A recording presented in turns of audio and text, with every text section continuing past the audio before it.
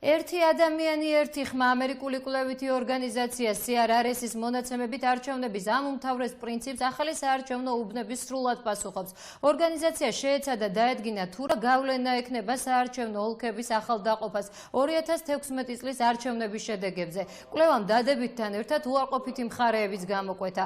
კვლევარ დავით სიჭინავას დასკვნებით ახალი საარჩევნო საზღვრების გადანაწილება შესაძლოა ხანმოკლე პოლიტიკური მიზნებით იყოს განპირობებული. მისი გამოთვლით 2012 წლის არჩევნები ახალი გადანაწილებით რომ ჩატარებულიყო, ქართული ოცნება პარლამენტში 10 მაჟორიტარი დეპუტატით მეც შეიყვანდა. ასევე დასკვნის მიხედვით ახალმა საზღვრებმა შესაძლოა პარლამენტში ეთნიკური უმცირესობების რაოდენობა შეამციროს.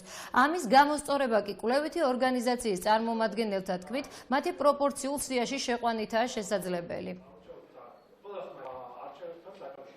ადრე მაჟორიტარული საარჩევნო ოლქები ძალიან უთანაბრო იყო, დიდი ამპლიტუდა იყო, სხვაობა იყო დიდსა და ყველაზე დიდ და ყველაზე მცირე საარჩევნო მაჟორიტარულ ოლქს შორის.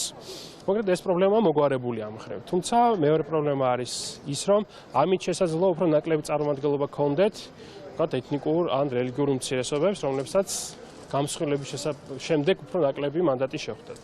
იმ არეალებს, სადაც ისინი არიან წარმოდგენილი, მაგალითად ზემო აჭარა და სამცხე-ჯავახეთი.